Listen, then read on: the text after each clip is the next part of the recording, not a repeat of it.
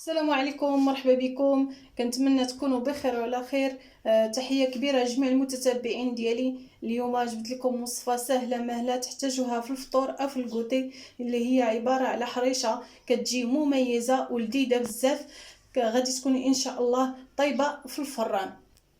فلتحضير هاد الحريشه هادي كتجي غزاله لذيذه بزاف.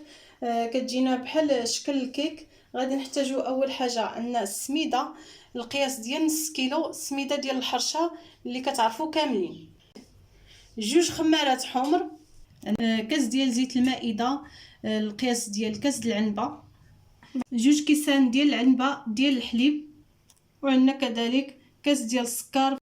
لتحضير هاد الحريشه هادي عندنا واحد المقيله ديال الوجده اللي ما كتخطى حتى شي مطبخ مغربي معروفه عندنا، كنحضروا فيها المسمن واي حاجه. غادي ناخذوها، غادي ندوزو عليها الزبده مزيان، نخليو الزبده باينه فيها، ومن بعد غادي نرشوها بالسميده. فعلى بركه الله غادي نبدا معكم في الطريقه ديال التحضير. اول حاجه عندنا السميده ديالنا القياس ديال نص كيلو.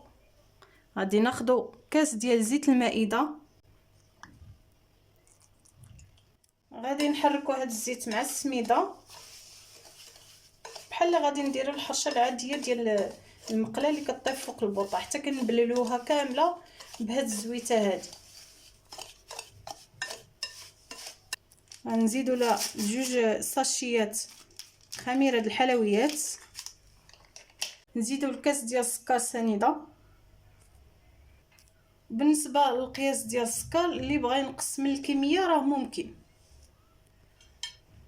ودابا غادي نضيفوا الحليب ديالنا على هاد المكونات كامله. صافي كنبداو نحركوا، كنعجنوا في هذا الخليط مزيان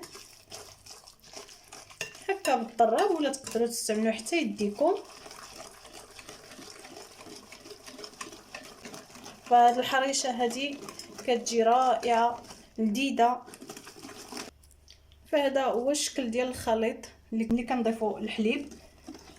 صافي دابا راه واجده، كنحركوها مزيان غير باش تنسجم لنا داك الخميره وداك السكر يذوب لنا مع الحليب. صافي بقى لي الا نفرغ الخليط. غادي نفرغوا في هذه المقله هذه اللي مدهونه بالزبده مزيان، وكما قلت لكم ودرت عليها السميده من الفوق. فغادي نفرغوا في الوسط بحال هكا، كنقدوها غير هكا بيدينا، كنزدحوها هكا شويه نحركوها. صافي كتقد لراسها. دابا ما بقى لي الا ندخلها للفران. عندي فران ديال الغاز عادي، غادي ندخلها نحطها من الفوق حتى تشد راسها، ونشوف هاد الجنيبات هادو بداو كيتصفروا كيتحمروا. ديك الساعه غادي نردها لتحت ونخلي الوجه ديالها باش يتحمر. وبالنسبه للقياس ديال الطياب ديالها فهي بحال الطياب ديال الكيك، راه ما بين ثلث ساعه حتى نص ساعه على نار مهيله او متوسطه. فهذه هي الحريشه ديالنا من بعد ما خرجتها من الفران. دغيا دغيا طابت، خدات لي ثلث ساعه فيها الطياب من الفوق وفيها تحمر من التحت.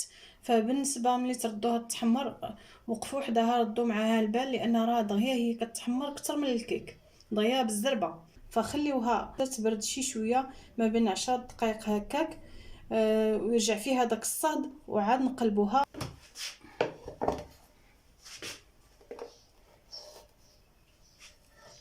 فهانتوما كتشوفوا الحريشه ديالنا كيفاش جات رائعه كتحمق. انا دابا قلبتها المره الاولى، الجهه التحتيه ديالها حتى هي كتجي محمره بحال التحت بحال الفوق. دابا غادي نحط عليها التفصيل هكا باش يجينا الوجه من الفوق.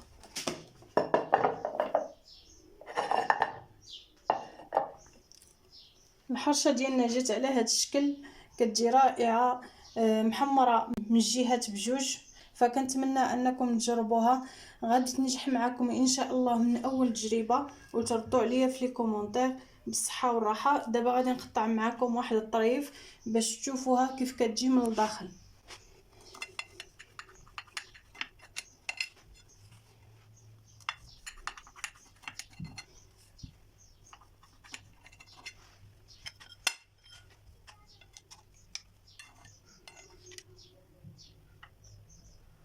فهانتم كتشوفوا الحرشه ديالنا كيف كتجي.